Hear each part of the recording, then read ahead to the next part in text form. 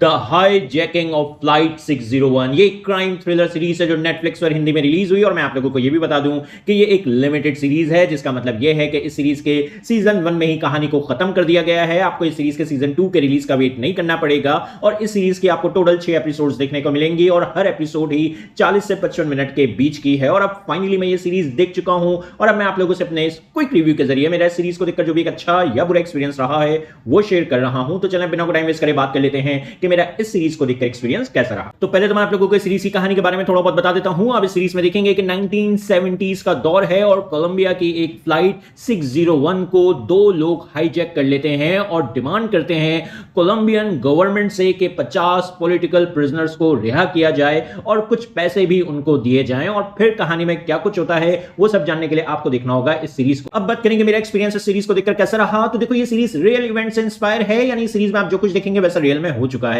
और अब रहा सवाल कि मुझे ये सीरीज कैसी लगी, तो ओवरऑल मेरी नजर में ये सीरीज एक एंटरटेनिंग सीरीज है। जो कहानी हमें इस सीरीज में देखने को मिली वो दूसरे हाईजैकिंग थ्रिलर्स जो हमने पहले देख रखे हैं उनसे काफी अलग है। कहानी इजीली आपको इस सीरीज में स्टार्ट टू एंड एंगेज करके रखेगी। और जो मेन कैरेक्टर है इस सीरीज की, एडेल्मा, जो एक फ्लाइट अटेंडेंट है, वो एक रिलेटेबल कैरेक्टर है। आपको एडेल्मा का कैरेक्टर इस सीरीज में पसंद आएगा और आप उसकी इमोशनल जर्नी में इन्वेस्ट रहेंगे, जो कि एक अच्छी बात है। और इस पूरी सीरीज में टेंशन, इंटेंसिटी और थ्रिल का एलिमेंट मौजूद है। आपको कुछ डिसेंटली इंटेंस और थ्रिलिंग मोमेंट्स इस पूरी सीरीज में जरूर देखने को मिलेंगे। और बस यही नहीं, जो हाईजैकर्स हैं वो जो कुछ कर रहे हैं, क्यों कर रहे हैं, उनके जो मोटिव्स और मोटिवेशंस हैं उनको भी अच्छे से एस्टैब्लिश किया गया है। ओवरऑल सीरीज की कहानी और कैरेक्टर्स में आप इजीली इन्वेस्ट रहेंगे। बाकी एक्टर्स की परफॉर्मेंसेस भी आपको इस सीरीज में अच्छी देखने को मिलेंगी और सीरीज का म्यूजिक और प्रोडक्शन वर्क भी अच्छा है। अब इस सीरीज के वीक पॉइंट्स की बात करें तो ओवरऑल कहानी में थोड़े बहुत लॉजिक और बिलीवेबिलिटी के इश्यूज जरूर हैं। कुछ जगह कैरेक्टर्स के एक्शन बिलीवेबल नहीं लगते हैं और कहानी में थोड़ा बहुत प्रेडिक्टेबिलिटी का एलिमेंट भी मौजूद है।